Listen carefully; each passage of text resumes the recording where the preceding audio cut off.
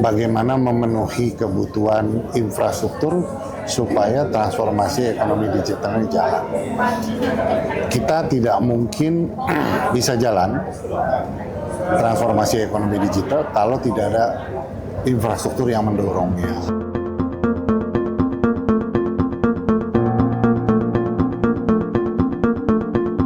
Halo sahabat Inti, bersama saya Nur Nadia Islamiyah. Kali ini kita akan membahas topik-topik menarik yaitu mengenai infrastruktur digital.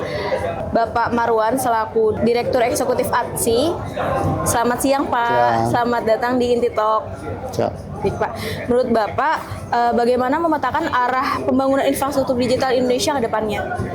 Sebetulnya mungkin harus dilihat dari pelanggannya ya. Pelanggannya itu kan bermacam-macam, ada yang mobile. Pertama kita ngomong infrastruktur dulu ya. Mobile, ada fix, ada wifi. Berarti kan itu ke fix lah. Nah, bagaimana memenuhi kebutuhan infrastruktur supaya transformasi ekonomi digital ini jalan.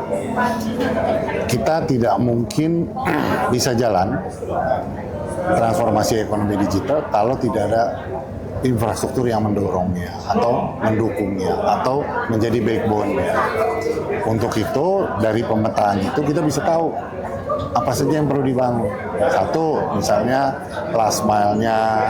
Last mile itu misalnya apa base station-nya, apa backhaul-nya, apa fiber-nya, apa semuanya lah itu yang dibutuhkan.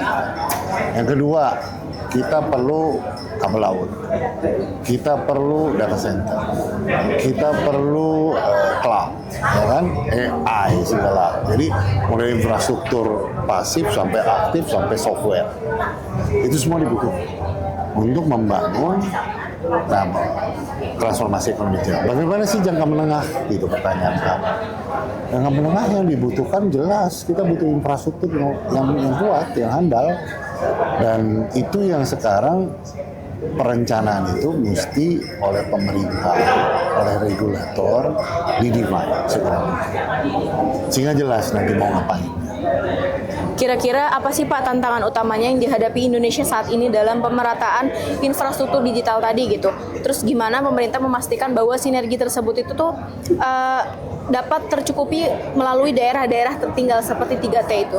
Oke, yang pertama tantangan kita nggak bisa kerja sendiri. Kita harus kolaborasi, sinergi, dan harus kerjasama dengan banyak pihak. Kenapa? Karena capex kita, capital expenditure kita terbatas.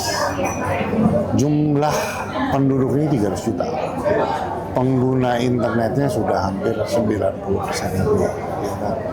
Rumah yang terkoneksi baru 14 juta dengan fiber. Tantangan kita banyak. Jadi apa yang kita hadapi, pertama capital expenditure, kedua kita harus kolaborasi, ketiga kita harus bersama-sama itu membangun roadmap yang benar, gitu ya. Dan yang keempat itu memang kita nggak bisa ketinggalan dari teknologi. Kita harus catch up dengan teknologi. Jadi akses ke teknologi juga harus benar. Dengan mitra teknologi, dengan vendor, itu harus benar. Nah, yang terakhir tentunya dukungan pemerintah. Regulasi nggak bisa di belakang teknologi. Sekarang ini regulasi selalu di belakang teknologi. Regulasi harus mengikuti teknologi. Artinya apa? Pembuatan regulasi harus fleksibel, seperti yang disampaikan Pak Sekjen tadi di acara.